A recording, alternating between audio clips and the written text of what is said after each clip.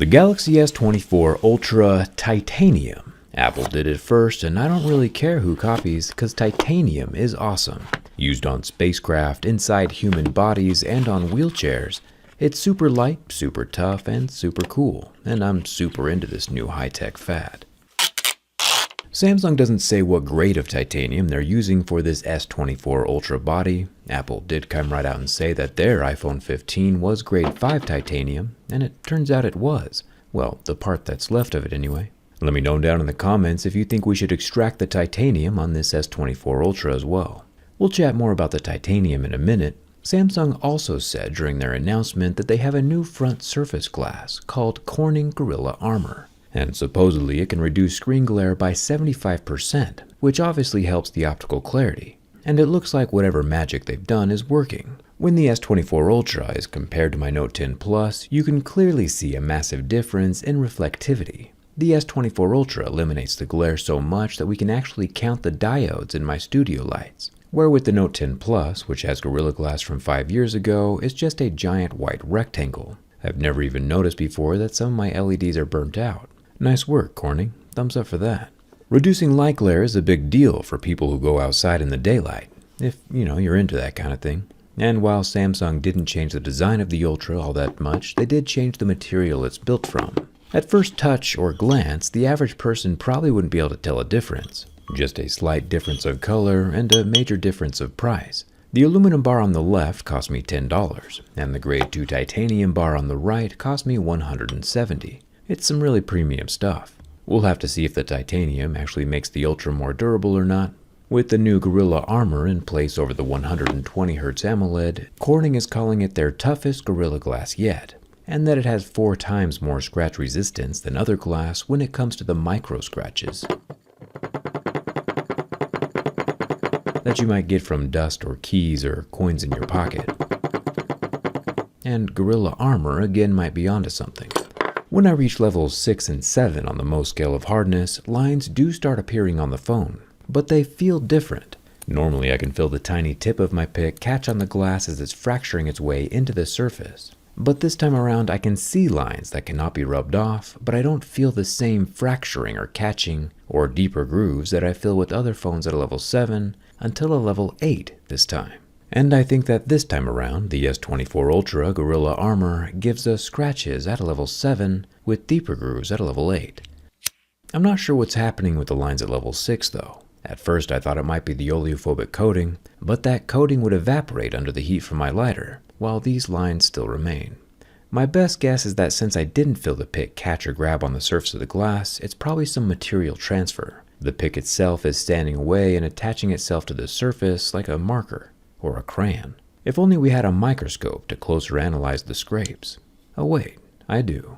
Zooming in for a close-up on the level 6 marks, it's a bit difficult to focus on the surface of the glass and not through the glass to the individual pixels, but the marks on the glass look very uniform, not super indicative of damage to the surface.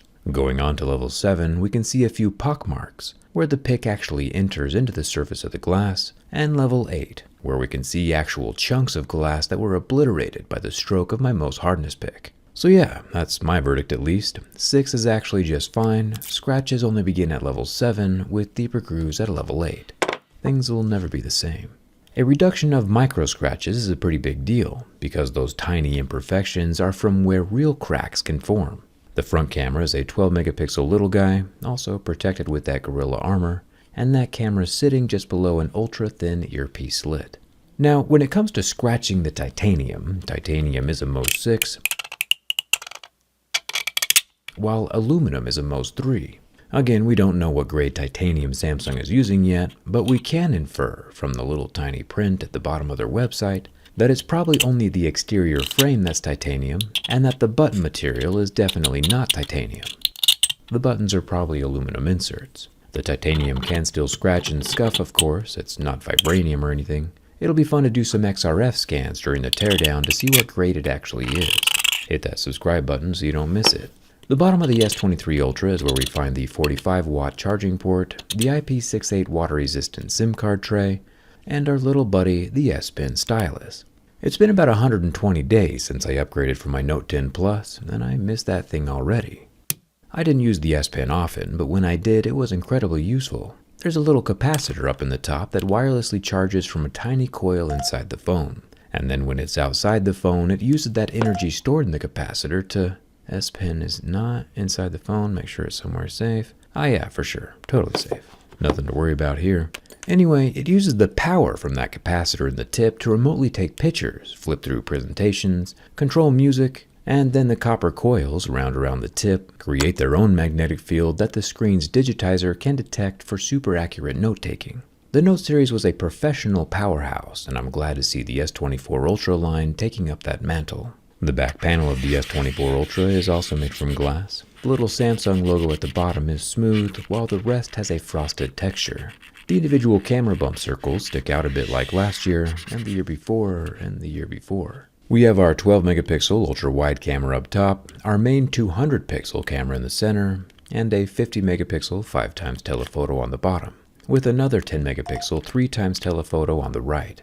All the laser focusing stuff is up in the top right, and all 5 circles are protected with glass. Along with the new titanium fad, I'm also super down with the super flat displays. Not only are they more functional, usable, visible, and less prone to damage, but they also gotta just be easier to manufacture. Samsung's using a 6.8-inch 1440p 120Hz LTPO AMOLED screen that lasts for about 30 seconds under my lighter before going white and not recovering. Personally, I hope the flat screen trend continues forever. The S24 Ultra has an ultrasonic fingerprint reader under the glass, and when we put level 7 scratches over the surface and try to read my fingerprint, it's still able to read and scan my thumb every single time through those marks. Now, titanium is harder and less flexy and less forgiving than aluminum, but as long as enough tolerance is built between the glass and the frame, it should live to see tomorrow. With a very strong bend from the back, it has the tiniest of flexes, and with a bend from the front, we see the same thing, but no cracking or catastrophic damage. The Samsung Galaxy S24 survives my durability test. Personally,